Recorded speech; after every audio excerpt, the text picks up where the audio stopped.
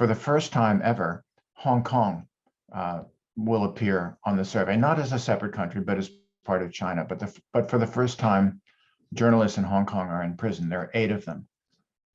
7 of them are from the Next Digital, media group that was founded originally by Jimmy Lai. It's called Next Digital now, and included the very well-known daily newspaper, the Apple Daily, which of course has been now forced out of business.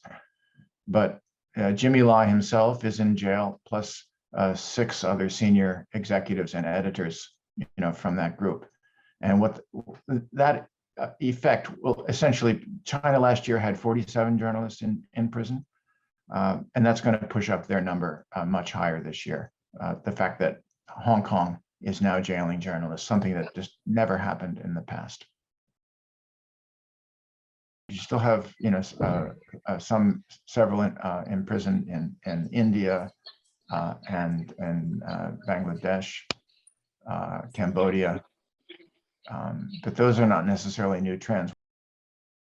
The biggest change that in the Asia region that we've seen in the last year is in 2020, Myanmar had no journalists in prison at the time of our census, and this year it's going to have several dozen, and that's because there was a coup on February 1st, and afterwards, when journalists were reporting on widespread demonstrations, dozens of them, many dozens were picked up. The truth is, this is a grim period for journalists throughout Asia.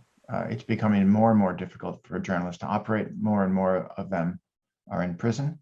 But if you're looking for a point of optimism, I think you look to people like Maria Ressa or Jimmy Lai, people who are showing incredible courage. They will not be defeated. So I think what we can hope for is that this is an interlude on a march toward press freedom.